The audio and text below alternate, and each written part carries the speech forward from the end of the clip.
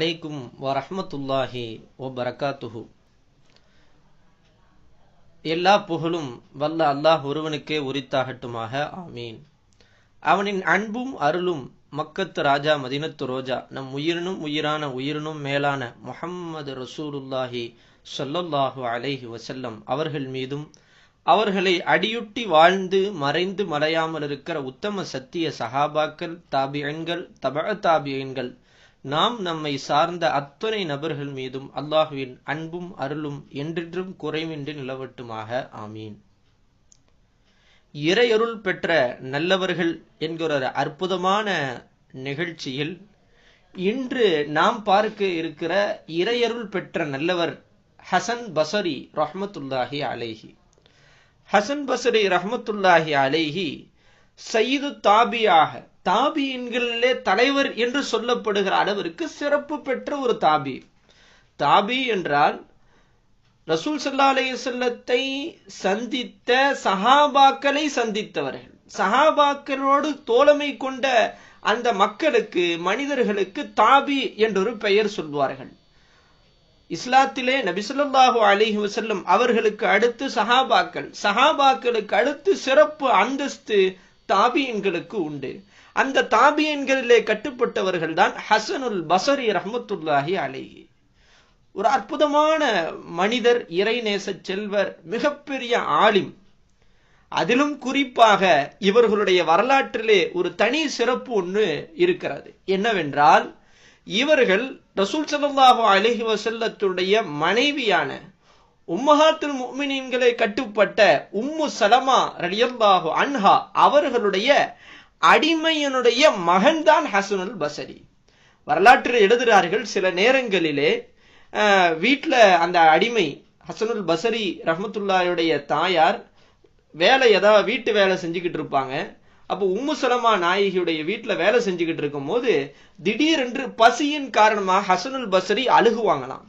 அப்ப தாயார் அடிமையாக இருந்து ஏதோ ஒரு வேலையில பணிப்பெண்ணாக இருந்து வேலை செஞ்சுக்கிட்டு இருக்கிறதுனால உம்மு சலமா ரலியல்லாஹு அன்ஹா ஹசனுல் பஸரி குழந்தையாக இருக்கிற அவர்களை அப்படி கையில் எடுத்து அவர்கள் தன்னுடைய தாய்ப்பாலை, தன் பாலை கொடுத்ததாகவும், ரசூல் ஸல்லல்லாஹு அலைஹி வஸல்லத்துடைய மனைவியான உம்மு சலமா நாயகத்தினுடைய தாய்ப்பாலை அவர்கள் குடித்ததனுடைய பாக்கியத்தினால்தான் இவர்கள் இவ்வளவு சிறப்பு பெற்ற வாழ்க்கையை வாழ்ந்தார்கள்.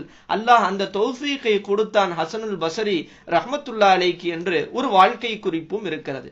ஆக ரசூல் ஸல்லல்லாஹு அலைஹி வஸல்லத்துடைய மனைவியிடத்திலே பால் குடித்த அந்த பாக்கியம் இவர்கள் வாழ்க்கை மிகப்பெரிய நிலைமைக்கு வந்தது என்ற ஒரு செய்தியும் இவர்களுடைய வாழ்க்கையிலே இருக்கிறது.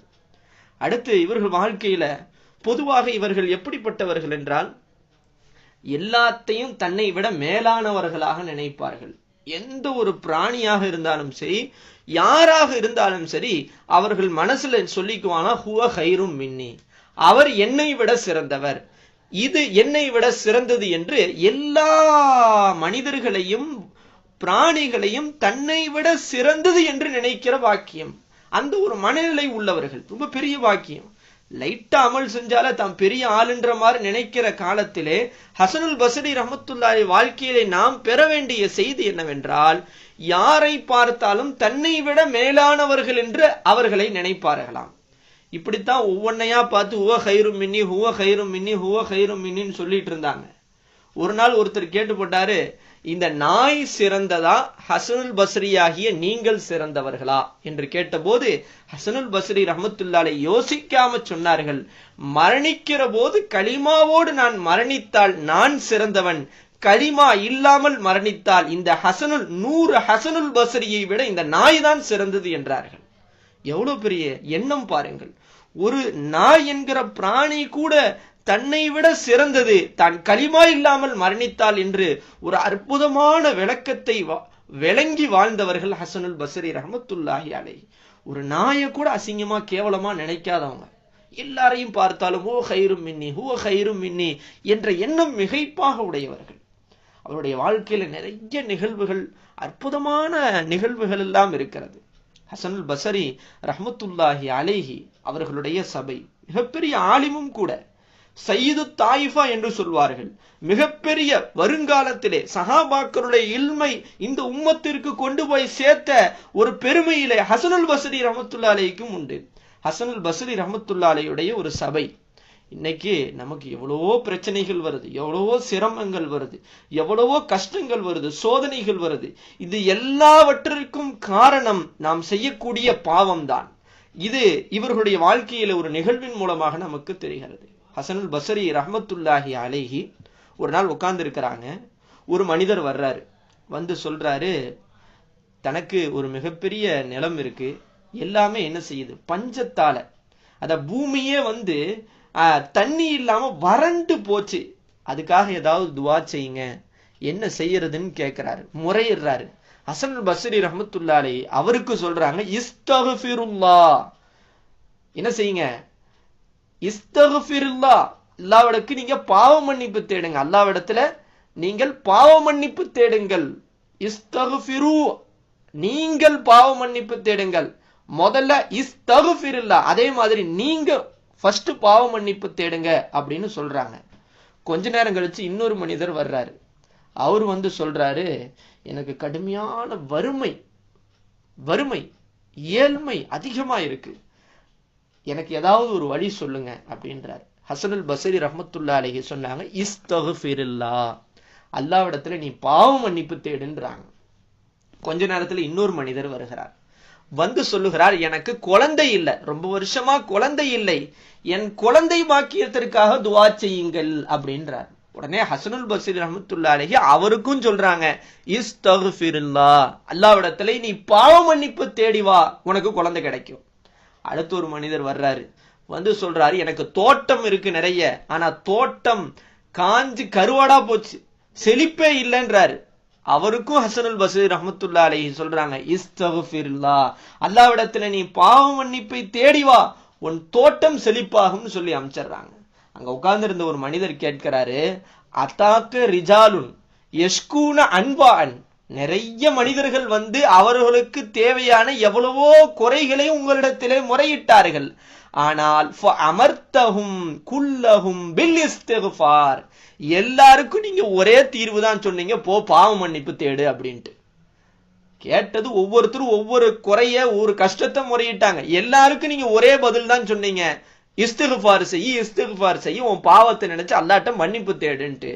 அப்படி இது என்ன எல்லாருக்கும் ஒரே பதிலா என்று கேட்டபோது ஹசனுல் பஸ்ரி ரஹ்மத்துல்லாஹி அலைஹி சொன்னார்கள், மா குல்து மின் இந்தி ஷையன், இந்த பதில நான் என் இடத்துல இருந்து சொல்லல, நானே சொல்லல, அல்லாஹ் குர்ஆன்ல சொல்றான். என்ன குர்ஆனிலே? சூரத்து நூஹ்லே அற்புதமான ஒரு வசனம் வருகிறது. அல்லாஹ் குர்ஆனிலே அந்த சூரத்து நூஹ்லே சொல்கின்றான், இஸ்தக்ஃபிரு ரப்பக்கும், உங்களுடைய இறைவனிடத்திலே நீங்கள் பாவ மன்னிப்பு தேடுங்கள், இன்னஹு கான கஃபாரா, அவன் மன்னிக்க கூடியவனாக இருக்கிறான். அப்ப நீங்க அல்லாஹ்விடத்திலே பாவ மன்னிப்பு தேடுங்கள், அல்லாஹ் மன்னிக்க கூடியவனாக இருக்கிறான். அப்படி அவன் மன்னித்து விட்டால் உங்களுக்கு தடைபட்டிருக்கிற மழையை அல்லாஹ் பொழிய செய்வான்.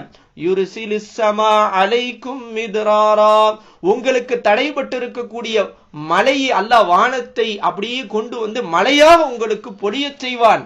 அது மட்டுமல்ல, நீங்கள் அல்லாஹ்விடத்திலே பாவ மன்னிப்பு தேடி அல்லாஹ் மன்னிக்க கூடியவனா இருக்கிறான். மன்னித்து விட்டால் வயும்திதுகும் பி அம்வாலின் வ பனீன், குழந்தைகளை கொண்டும் செல்வத்தை கொண்டும் அல்லாஹ் உங்களுக்கு உதவி செய்வான் என்று ஹசனுல் பஸ்ரி ரஹ்மத்துல்லாஹி அந்த வசனத்தை குறிப்பிடுறாங்க.